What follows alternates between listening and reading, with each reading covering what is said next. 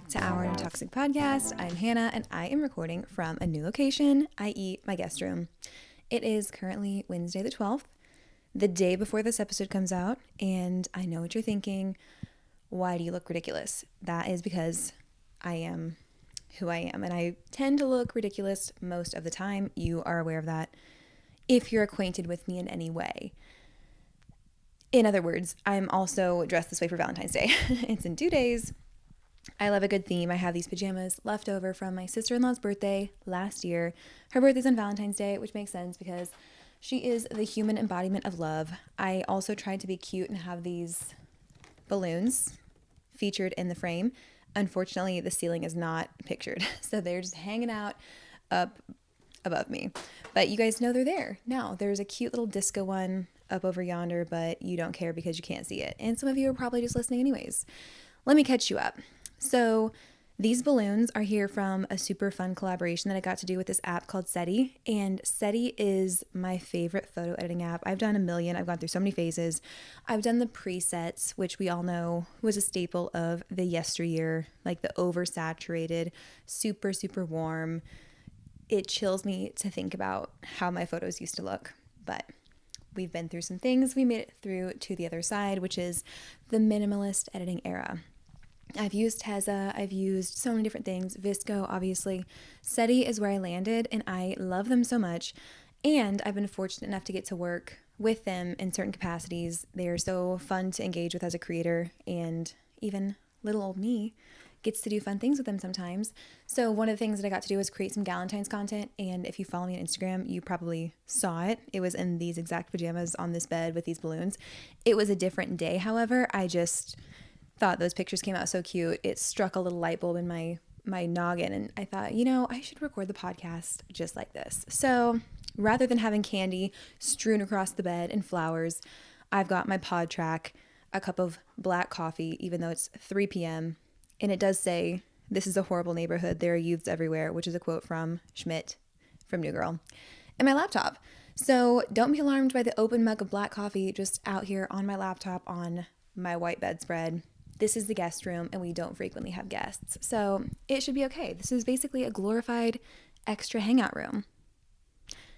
We're talking about some fun stuff today, but first I have a report for you. First and foremost, what am I reading? Onyx Storm. Technically, I finished it.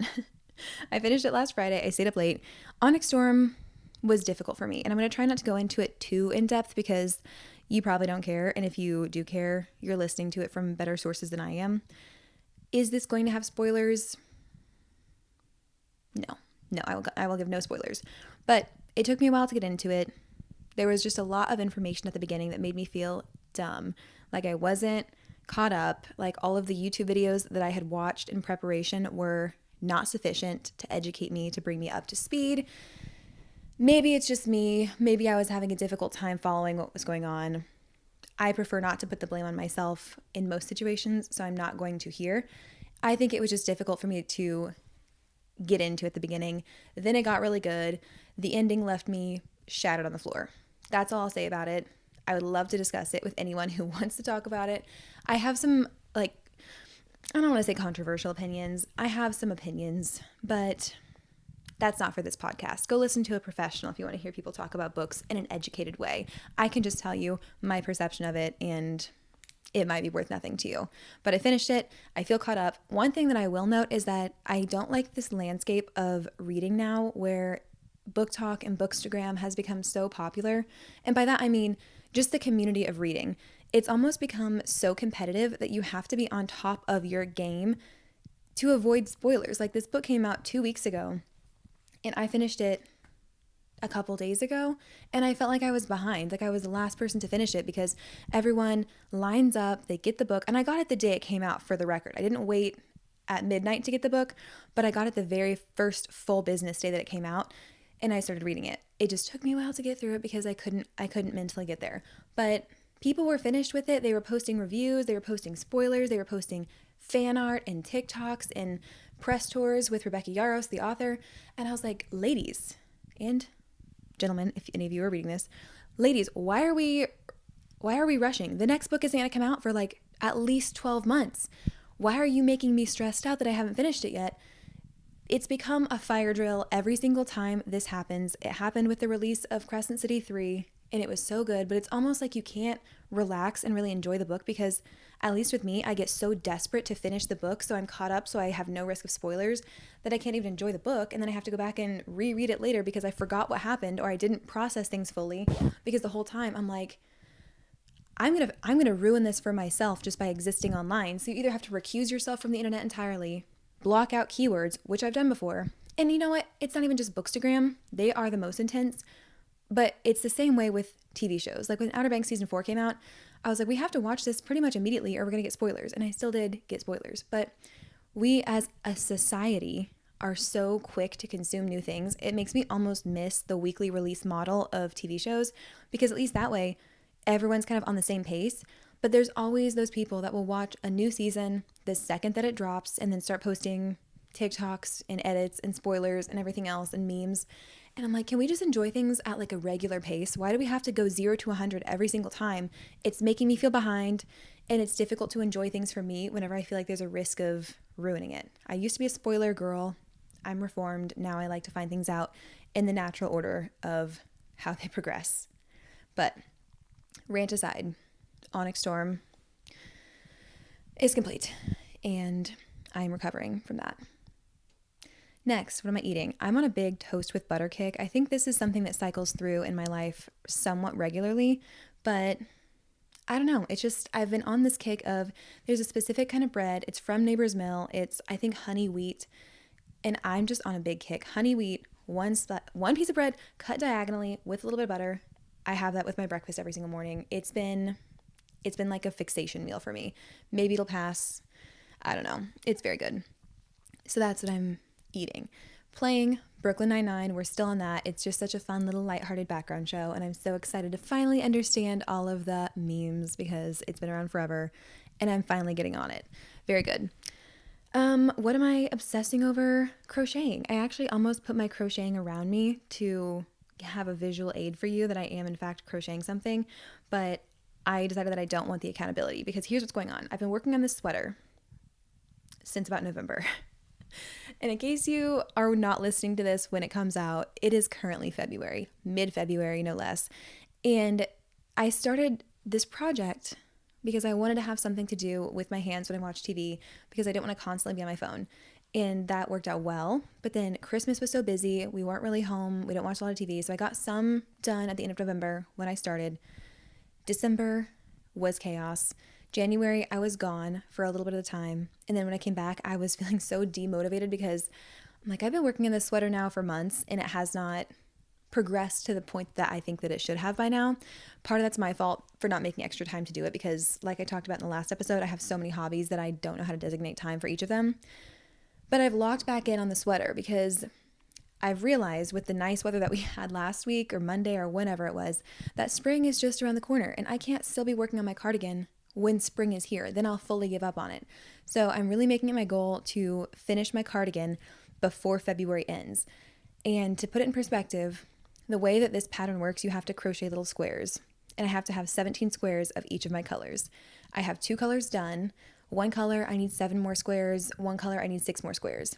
Then I'll have the base done. Then I have to go and attach all the squares. Once I've attached all the squares, then I can do the hem and everything else.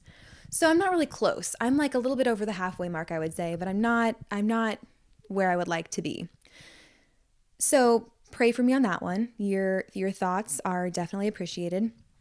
I'm working on it. So in the meantime, I will be crocheting in every free second that I have. What am I recommending? I'm recommending that you watch my YouTube video because I finally came back to YouTube. And by finally, I mean no one was waiting on that. And I was only not posting videos for like a month and a half because my last video was a Thanksgiving one. And like all of us, Christmas just tends to get away from us. So I posted a video. It was what I did last week. I'm trying to get back into it. But again, like I said in my hobby video, sometimes I don't know how to divvy up my time appropriately, so I just do whatever hobby feels right in the moment, and sometimes that's podcasting, and sometimes that's YouTube, and sometimes that's crocheting, and sometimes it's something entirely different. That's not for me to decide, but I don't know if YouTube is going to be something consistent. It's just a fun little thing I like to do here and there, and it's a fun little digital scrapbook to look back on one day. So if you watch my videos, thank you. If not, I'm recommending that you do because I took the time to make it. So maybe you could watch it if you feel so inclined. What am I treating myself to? Andy's Frozen Custard. They actually had me out just today for a fun collaboration once again. I guess I'm on my not influencer grind, which is something I should never say again. But basically, whenever they have a flash treat, it's something that they'll do for 1 or 2 days at a time where a special like limited edition treat comes out and you can come and get it for that window only. And they'll invite some people to come out the day before, take some pictures, post about it to drive traffic. This time, in honor of Valentine's Day, it's a red velvet cake jackhammer, which is like all blended up. That was amazing. So I'm a little bit hopped up on sugar, also coffee. Not recommending that, but I am recommending the red velvet jackhammer. If you're listening to this on release day, which is February 13th, 2025, I would highly recommend you go get it. It was delicious and it's not coming back ever again. No pressure, but scarcity does sell. Let me sip my coffee before we dive on into this topic.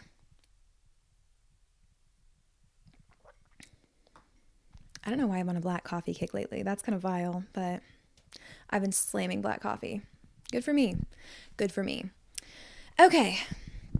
Today we're talking about something that I'm very, very personally experiencing along with the rest of you, I'm sure.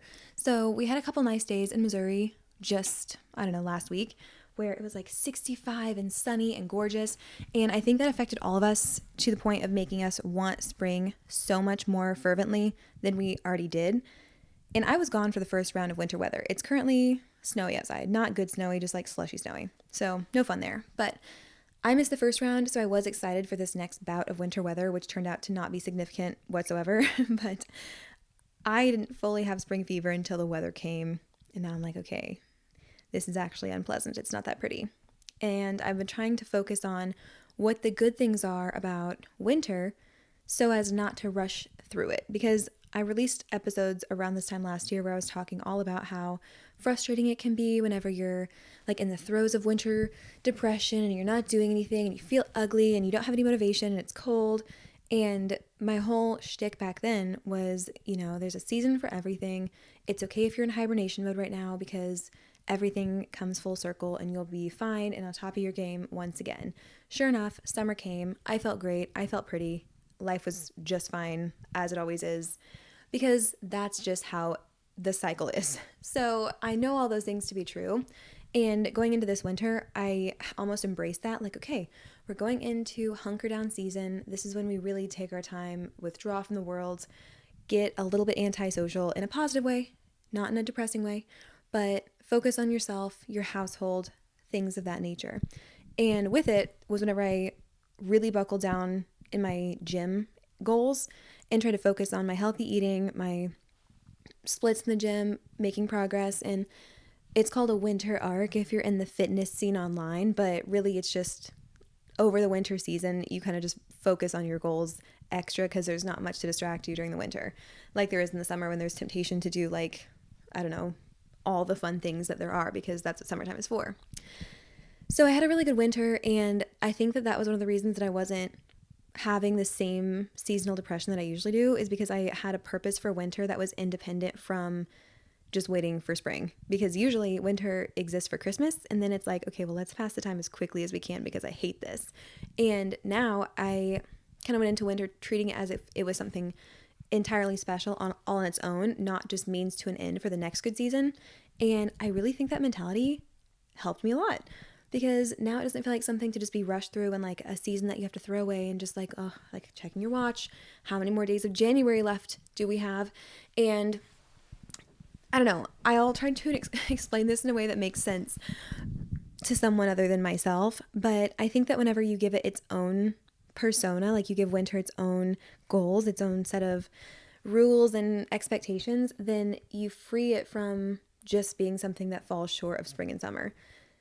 So I've compiled a list of things that you can do, both in the productivity realm and the cozy realm, to really maximize the end of winter. And what I hope for all of you listeners and for myself is that we can find a way to sit back and say, you know what, whatever that groundhog says, whatever is coming, whether it's more wintry weather according to my app for next week, or if spring's around the corner, whatever it is, let's do what we can to make the most of it, because there will be a time very soon where spring weather will get here. We'll feel that pressure to be outside all the time. The sun will be out longer. The days will feel longer, which is great. And all those are good things. But then certain things that you only want to do during the winter are no longer a priority, and they're no longer important. And I think that unless we choose to focus on those certain winter activities now, you'll miss your chance to do them for the next 8 to 10 months. So that's why I've made this list. It's kind of for myself too, but I just think that in order to really appreciate spring, I want to squeeze like the last few drops of happiness and winter coziness out of the season, and then I can fully send it off and be like, good riddance. We wintered so hard. It's time for spring, and fully be ready. Does that make sense? You can't answer me. This is just a recording. I hope that it did. It makes sense in my noggin, but that doesn't always mean that it makes sense to the rest of the world. Essentially, I'm trying to do everything that I can to soak up things that I could only do during the winter, because when spring comes, I won't want to do them because I want to be in my hammock every single free second. Let me give you some real world examples of this, so maybe it will make more sense. So under the productivity realm, these are things that I've been feeling a lot lately, because the second that a bird chirps outside my window, I feel the need to do so many things. Like, I need to declutter, I need to organize, I need to purge, I need to get rid of so many things. So that's the first thing on the list, is do your spring cleaning now, because you don't want to wait until the first beautiful day of the year to have that bug strike you and start doing your spring cleaning. You want to be out enjoying it with your man, with your friends, with your children, with your weird neighbor across the street, with yourself even. So let's do ourselves that favor in the future. Do your spring cleaning now. Go through your closet, go through your junk drawer, go through whatever you've been putting off for most of winter, and just like the room that you've been throwing things into, clean that now while you're stuck inside, so when that nice day comes, you can treat yourself by not cleaning. Doesn't that sound so much better? In my opinion, it does.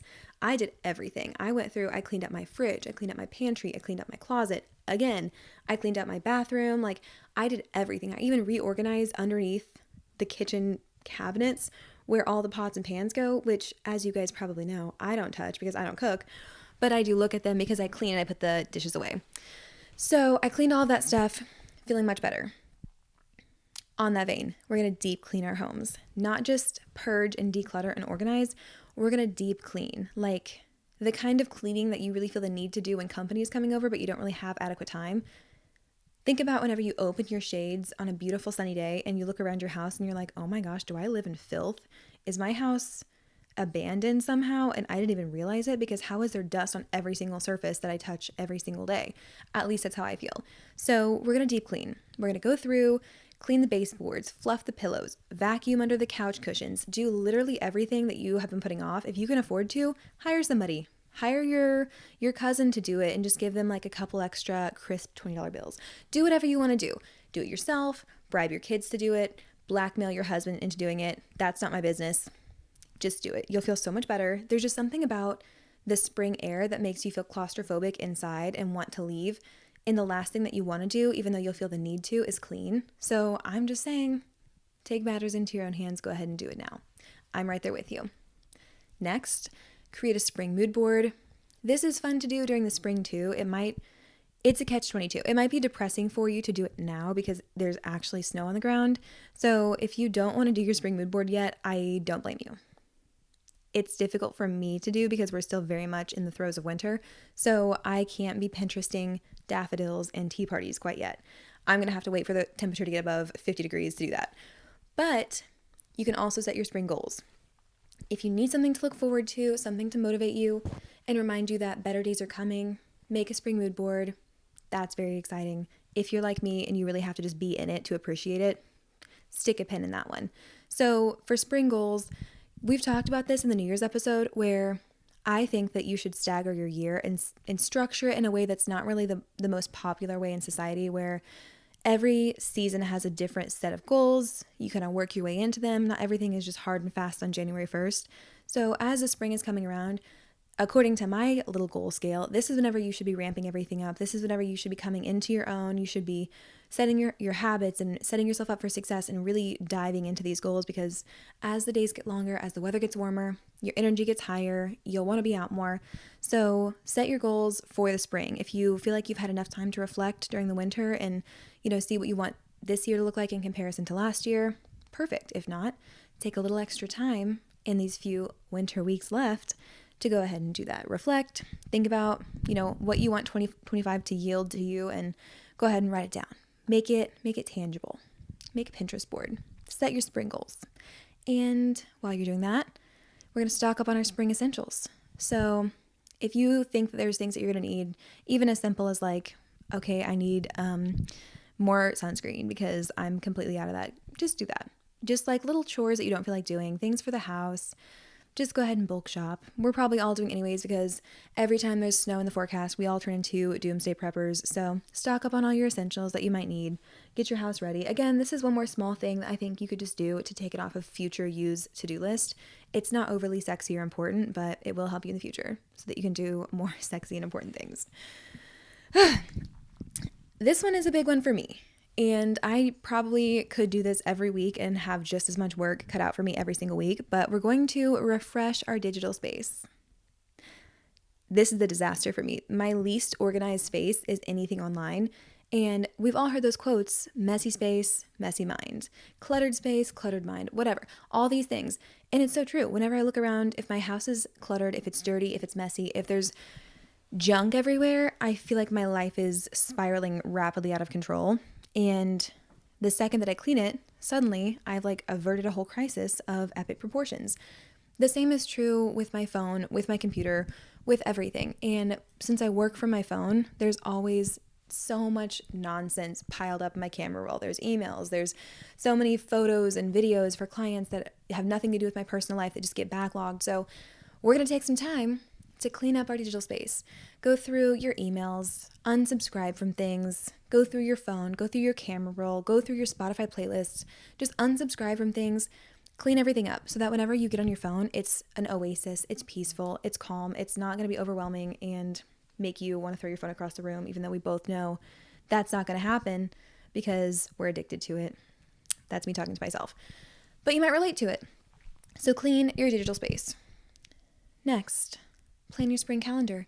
This is fun, and this is something I feel like I can do without spring fully being here, because what happens to me every single season is that my friends and I will be texting and saying, oh my gosh, we should do a Galentine's Day party. But by the time you're thinking about Galentine's, it's 2 weeks prior to the actual day, and everyone's schedules are different. Everyone has different childcare. Everyone has different date nights, and it just doesn't happen. So this is the time to brainstorm what you want to do. Think about what escaped you last year. If there were certain things that you had in mind that you and your friends were like, oh my gosh, we should have a flower bouquet making night and do PowerPoints and do this, and then you didn't do it, start thinking about it now. I know it's February, there's snow outside, but if you don't start comparing your calendars with your friends now, you will not get it done. We all know this to be true. So think of just 2 or 3 things that you really want to have planned for the spring and start looking at days. You can always adjust down the road, but it's better to have at least a semblance of a plan. That's my recommendation. That's what my friends and I are doing.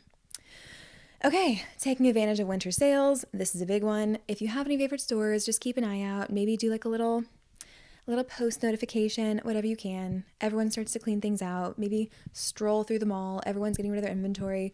Honestly, it might be a little bit late for this even, because stores are already putting out swimsuits, even though it's frigid outside. And this is when Missouri specifically ramps into the depths of winter. But some things might still be on sale. So just take advantage of those things. And if you've been going in chronological order of the list, you probably cleaned out your closet, so now you have the extra room to bring new things into. That's beautiful. I wish you happy shopping. Okay, wrap up your loose ends. For me, this is literal. This is my sweater. My sweater is a loose end. I don't want to carry this over into spring. I want to have the time to go outside and hammock and run and hike and do things outside of the home. And I know that if I don't get this sweater done while it's so cold outside, it will simply not get done. And I hate that thought. So anything that you have, like if you're reading a book series and you know that you're not really an outside reader because sometimes nature just gets in the way and you don't like to do that, finish up your book series. If you're watching a TV show and you want and aspire to be outside more during the spring, binge your show and get done with it. If you have literally anything that you're working on that, you don't want to carry over into the warmer months, buckle down, get it done. Easy. Maybe you guys should hold me accountable for finishing my sweater. I'll start posting more of it on social media because I need to get yelled at to get this completed. Otherwise, it won't happen and I will be very disappointed in myself because I have logged so many hours at this point. It takes me about 40 minutes, maybe a little bit less now because I'm faster per square. And I already told you I've done like 40 squares. So that's how many hours I've logged already into the sweater. And I'm about 65% done. I don't need to think about that right now. So those are the productive things that I think you should do. Those are my productivity section items. That's half stuff that I've already done and half things that I want to do, but I feel pretty good about where I'm at now. The next things are cozy and they're fun and they're nice and they're not going to put pressure on you, so don't worry. This is the cozy seasonal list of things that I think you should do before winter is over. And this list was kind of inspired by the same sentiment that whenever winter ends, you're not going to want to do any of these things as much because you're going to be just like clawing out of your house, especially if you have kids and they've been out of school and everything else. You're going to be like, let me out of here. I imagine. I can't put myself into your shoes fully, but as someone who is a former annoying child, I know the effect that can have on parents. So, like we talked about, binge watch your shows. We're going to discipline ourselves to fully kick any seasonal depression the second that it's warm enough to do so. And that means getting out of the house. So we're not going to be binging shows when that day comes. That means today. Take advantage. Know that your binge watching season is coming to a rapid end. So let yourself do it guilt-free. There's time to kick yourself into high gear. There's time to force yourself out to go do things, to go on jogs, to go on walks. It's not today. It's far too cold to do that. So treat it as though these next, say, 5 weeks, this is your last time to rot. It's your last time for the foreseeable future to just binge watch TV, to come home from work, kick off your shoes, and read for 6 straight hours in the house by your fireplace. You can always do it outside when spring comes, but at least for me, the second it's nice enough to go outside, I am outside like a child until curfew. So binge away, baby. If you're looking to do like a Twilight or Harry Potter marathon, this is the time to do that. Go ahead, finish it, get done. And this is like a similar twist. This next item, host a cozy night in.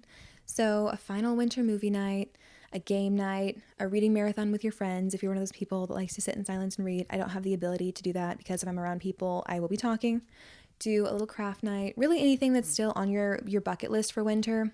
Go ahead and knock it out. Do some cozy.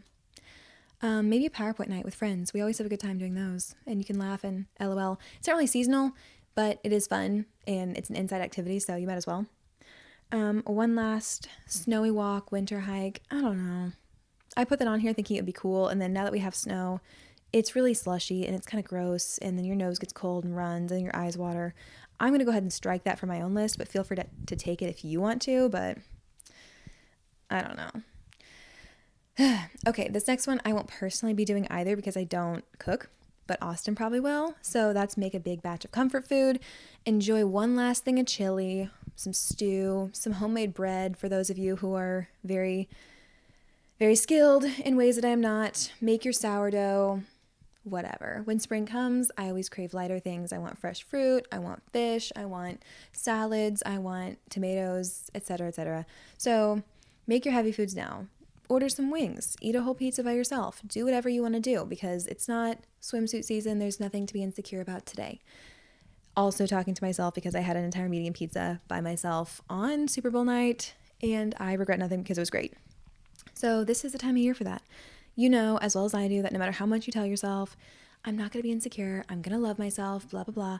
The second that it gets to be like short season and swimsuit season, there's just like a hint of guilt that follows every unhealthy meal, at least for me. Maybe that's like my disordered eating past speaking, but it does become more difficult to enjoy not as healthy things in the warmer months because you do feel the pressure to look better in fewer clothes. Right now, we're all about maximum clothes, maximum comfort. So eat whatever you want. Maybe not whatever you want for a super long time, but enjoy yourself. That's what this time of year is for. Okay, this is a word that I don't know how to pronounce because I heard it on a YouTuber's video. Kelty O'Connor, she's one of my favorite YouTubers. She does like video essays about different health topics, and I love her. But it's like the word is Hygge, and I think it's Huga is how you say it. It's a different language, but it's basically like the coziest, most fulfilling, warm kind of day. So designate an entire day to like winter coziness and things that you won't really feel like doing when you can sprint out the door. Because I'm assuming with this whole list that you guys are exactly like me, where whenever spring comes, I'm like, I'm going to go play tennis. I can't even play tennis, but I'm going to go do it. I'm going to go for a walk. I'm out sun up to sundown. It's like someone lit a fire under me that all of a sudden I just want to go into the atmosphere. But in winter, I hate being cold and I hate my nose running and I hate my eyes watering, so I stay inside more.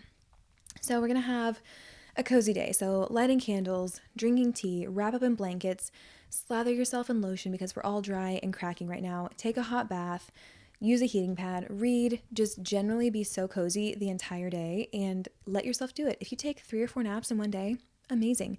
Sleep in. You're not losing any time right now because there's nothing that you're missing. You've already had so many months of winter. There's nothing to go outside and do. Just enjoy yourself. Like take the time right now to sleep in or go to bed early or take naps because you won't want to. Again, I'm just assuming that you guys are exactly like me, but whenever spring and summer come, I'm like, let's go to the pool, let's go for a walk, let's go to the creek, let's go here. And as much as I love doing those things, there's part of me that's like, man, I'm tired and I should have napped more when I had the chance. So go ahead and build up some extra sleep in your sleep bank so you can go straight through spring and summer, maximizing your activities, maximizing your bucket list, and life will be good. So, Huga, look it up. Anywho, wear your favorite winter outfits one last time. If you have a favorite fur coat, maybe you plan like a little girl's dinner so you can wear your fur coat. If you have outfits like based around boots or thick wool pants that make you sweat even in the air conditioning, or you have a sweat set that you like to wear, just break those out one more time. Because if you're thinking, winter is going to go on for months and months, it does feel that way at times, but time slips away from you very quickly and you might not have a chance to wear it yet. And before you know it, it'll be time to dig out all of your shorts from the back of your closet. So wear those cute winter outfits one last time. And if you switch your closets, which I don't personally do, just go through it. Make the most of it. That's really it. Anyways, use a cold as an excuse to stay in. Cancel things. I've been on a big cancellation kick lately, and that is not something I'm proud of, but it's also not something that I foresee changing.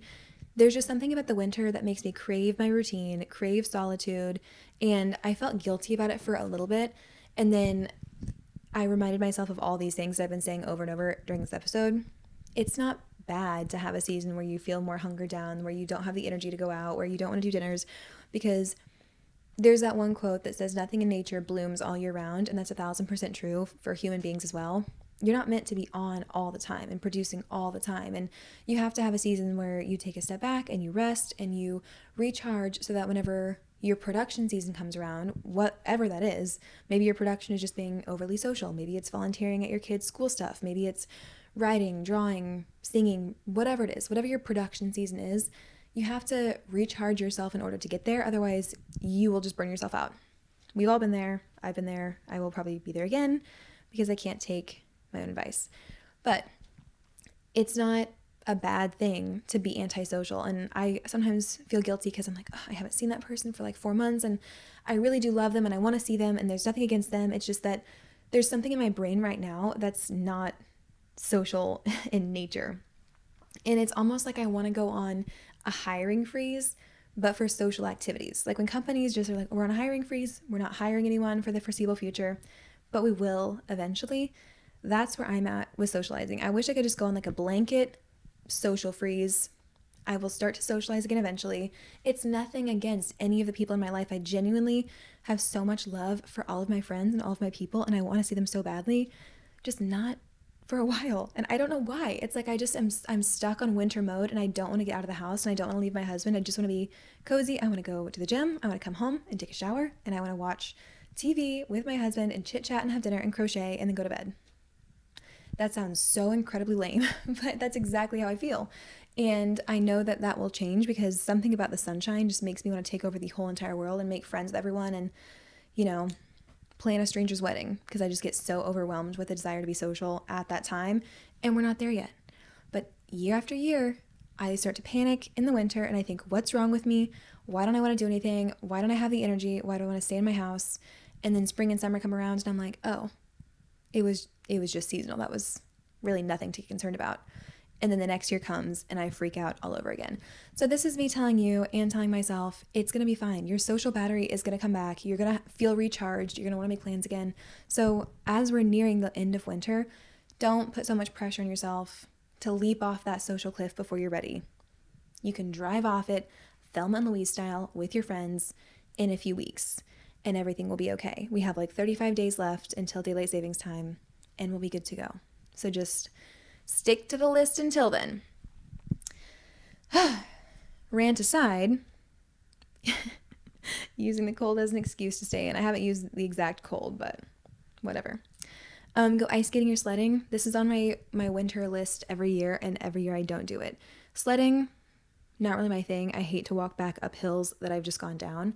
And I also hate whenever you're outside and you're wearing a thick winter coat and you have like a freezing cold face and your fingers are frozen, but you have sweat dripping down your back and you're miserable. So I won't be sledding. I do want to ice skate. It's just that every time I think about like, oh my gosh, I could go ice skating this weekend, I also think, or I could not do that and I could stay home. So realistically, I'm not doing either of those things. Ideally, I will go ice skating before the year is over, but we'll see. Time will tell. Try some seasonal specials. This is pretty much on every single bucket list I've ever made because we love hot drinks, we love coffees, we love matchas, we love hot chocolates. So go try the winter specials at your favorite coffee shops one last time. Probably not one last time, probably like 10 last times. Just get 10 last good coffees in. And then we'll switch to the spring menu and drink lavender in our coffee and pretend like we like it. Because I don't know why that's a thing these days, but that's neither here nor there. Finally, enjoy your slow mornings while you can. My mornings right now are so perfect. I wake up a little bit later than usual because the sun comes up a little bit later than usual. And I have no reason, realistically, to be up before the sun. There's nothing that I can't do later in the day that I could if I woke up at 6 a.m. So I don't. I wake up 7:15, 7:20. I get out of bed, make my coffee, make some breakfast. I'll sit down, do Bible study, journal, take my time, pick up the house, make it nice and cozy, make my to-do list for the day, and really try not to rush through things. If I have shoots, I'll go get ready and exit to go do said shoots. If not, I migrate to my office, hang out there, do some work, and later in the afternoon, go to the gym. Then go right back to my evening routine, which I just told you guys is coming home, showering, and crocheting while my husband unravels the giant ball of yarn, which is like a level of intimacy that I never expected in a marriage. But when he unravels my yarn, I just feel so loved. So maybe add that to the love languages book as an addendum. But my mornings, my days overall are pretty slow paced because I'm not trying to jam pack them with anything. And in winters past, I felt some shame for having a slower season or a slower time period and tried to maximize what I'm doing in the winter. And as I get older, I think I've tried to pump the brakes intentionally so I can have some things in reserves for the spring, whenever I actually will truly want to do things, whenever you feel pretty again, whenever you feel tan and you're not just like suffering through the last few weeks of winter ugliness before you can go get some vitamin D. I'm rambling about that, but enjoy your slow mornings. And I definitely appreciate mine. This is my husband's slower season at work because his business is masonry, which is outdoors, and they can't do a whole lot while it's sub-freezing outside. So I get to see a lot more of him. Also, it's not golf season, which means I get to see a lot more of him. And while there will also be so many fun nights that I have whenever he's out golfing and I'm either having a nice night by myself or I'm seeing my friends or my family, I also am really appreciating all the time that we have together during the winter. And I'm conscious of the fact that that's going to end probably sooner than I expect it to. So that's my 2 cents, my 39 minutes of 2 cents for you guys. Just really think about what are these things that I like about winter. Like, all of us are sick of it. Okay, let me say that for sure. We're all sick of winter and ready for it to be spring. But what are the parts of your life right now that you like? Are you playing board games with your kids? Are you able to have coffee dates with your neighbors? Are you cooking more meals at home because you don't have kids' sports right now? Are you I don't know, do you have more time to study and like romanticize studying because there's not a lot of social activities happening at night? I know we have a wide age range of listeners, so I'm trying to make examples of all of these different phases, even though I'm neither a parent or a student, but something in between. But just think about all the things that you do these days that make you happy, and maybe it's a short list, maybe it's like 3 things. But an easy example for me is I love taking hot baths in the winter. I don't take them at all from like probably April to October, but I love them so much, and I always forget to like really enjoy that. So I've been trying to make a couple nights a week, set up like a really nice bath and use the bath salts and light the candles and put my iPad up and watch a YouTube video and do like all the stops, because I know that I'll miss those in the summer. Even though I will have no desire to do them when summer comes, I know I'll miss it. So anything of that nature. I've been wearing a lot more pajama sets. That probably won't change, but there's just something about the winter that makes me want to be cozy, and a pajama set is just inherently cozy. I'm out of examples. It's everything that I wrote down. But join me, please. I implore you. Let's try and make the last bit of this winter season something delightful, something fun, something that's not so cumbersome to try and get through. And as I've mentioned a bazillion and one times, I'm trying not to just get through the day and get through the month and get through the season. I'm trying to really live it.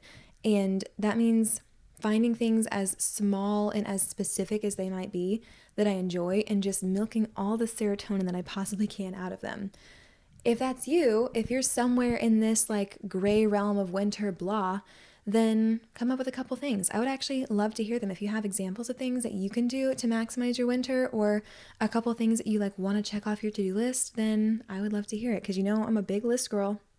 I live and die by my lists. And if you have things that are really like getting you through your winter days, then yeah, I would love to hear it. Even small things like making your office cozy at work with your space heater and your mug warmer and like maybe a lamp. That just feels like a winter activity. I don't know why, because I think of spring and summer and I think of natural lighting, and you probably don't need a space heater, although some offices do get quite frigid. But just indulge in the last few things that are nice about this season. That's all I've got. Thank you guys for tuning in. I hope that you've enjoyed this episode. I hope that you guys forgive me for not recording last week. Let me explain. There really wasn't anything wrong. It was just one of those crazy weeks. I think that I'm still feeling kind of a backlog from whenever I was on vacation, because there was so much to catch up on work-wise, and then so many shoots to make up for, and I'm doing a lot of freelance work right now in addition, just because why not? I have time. It's winter.